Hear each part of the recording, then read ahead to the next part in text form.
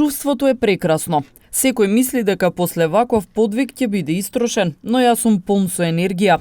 Тетовецот Владимир Златковски, планинар и секретар во планинарскиот клуб Љуботен во Тетово, е презадоволен од неговиот планинарски подвиг – искачување на врвот Кала-Патар на Хималаите во Непал.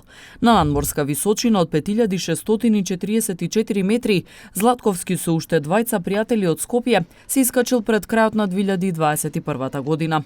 Со нас го сподели ова, за него на вистина незаборавно искуство. Everest Base Camp Trekking. Значи, тоа е подвиг кој верувам сите планинари би сакале да го видат и заслужува да се направи еднаш во животот. Тоа се значи се прави меѓу 12 и 14 дена. Трае целиот подвиг. Значи започнува од Лукла, тоа е еден аеродром кој се наоѓа на 2800 метри и од таму започнува движење. Значи самата патека до Everest Base Camp представува значи 65-70 километри на движење во еден правец. Тоа се два национални парка во кои се поминува. Ако се сеќавате од филмот на Еверест, тоа се оние висечките мостови, значи една прекрасна гледка во Хималаите која се доживува нели само ако го посетиш тој дел, тоа место. Можам да кажам дека значи се спие на различни локации, се среќаваат многу локални луѓе. За моја среќа ние го направивме значи од 17.12 до 31.12, значи нашево патување со двајца мои пријатели од Скопје. Тоа што е интересно што нели се оди до висина од 5644 метри. Сепак висината знае да направи некои проблеми на телото на луѓето.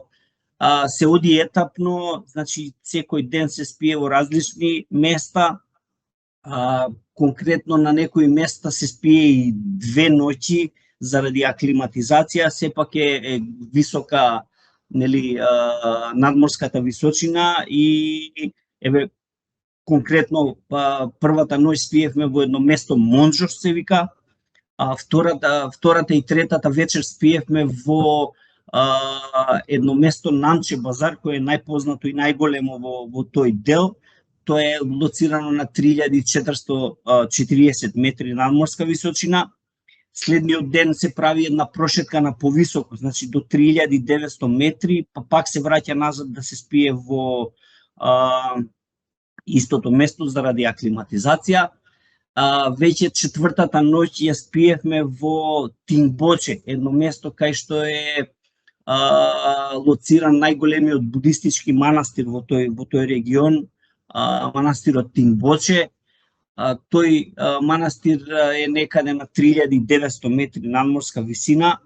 За моја среќа ни дозволија да присуствуваме на церемонијата на монасите, на нивното молење, кое е многу интересно да се види, бидејќи е присутно со доста нели интересни инструменти, така да самата церемонија е доста интересна да се погледне.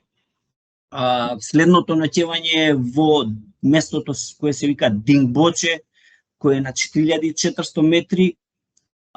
Потоа оди следното ноќевање во местото Лобуче, кое е скоро на 5000 метри, и последното ноќевање во Горак Шеп, кое е лоциран на 5200 метри. Од Горак Шеп, значи едниот ден го посетивме Еверест Бейс кампот, од каде нели започнуваат сите искачувања кон самиот врв Еверест. За жал имаше само еден шатор, нели нас е познато дека во тој период има многу различни шатори од многу учесници кои се искачуваат до самиот врв, додека овој пат имаше само едно од еден германец кој ќе проба соло искачување на Еверест во зимски услови. Наредниот ден се искачивме на врвот Кала-Патар, кој се наоѓа на надморска висина од 5644 метри. самиот врв Калапатар значи видиковец во превод, бидејќи тој е лоциран спротивно од самиот врв Еверест и од него има значи прекрасен поглед на врвот на Амадаблам, на Лотсе, на Лобуд, на Нупце, Еверест, значи и тие други врвови кои се лоцирани значи во тој сегмент, во тој дел. Потребна е, се разбира, физичка подготовка, бидејќи и високата надморска височина може да предизвика одредени појави и проблеми во човековиот организам.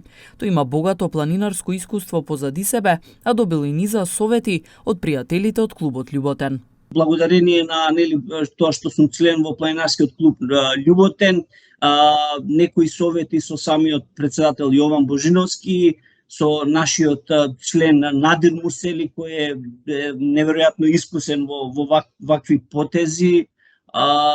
Значи, добив информацијата која ми е потребна, така да исто треба доста физичка подготвеност, затоа што сакали или не сакали, тоа се 70 километри во еден правец и 70 километри во друг правец. Значи, за разлика од нашиве планини, таму нема инфраструктура, па некој доколку имаш проблем ќе дојде да те земе и таму за жал нема инфраструктура.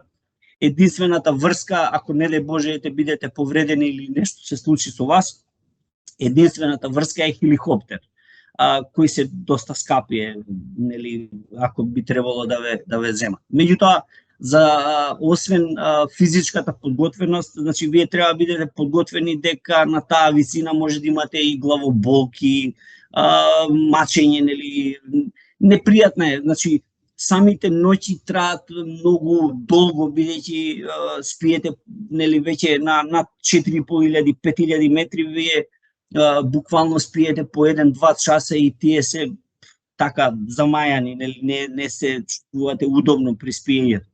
Сега, нели, како што кажав, овој потек е исклучиво планинарски, нели, подвигот не е алпинистички. Може да замислите на тие луѓе кои веќе од тој момент почнуваат и нагоре, значи од 5000 метри одат до 8800, нивниот подвиг е уште за поголема почит, бидејќи сепак тоа се екстремни услови кои ретко кој може да ги нели, помине. Временските услови биле одлични, бидејќи нивното патешествие било проследено со сонце. Тој има препорака и за сите љубители на планинарењето. Искрено, одлично искуство.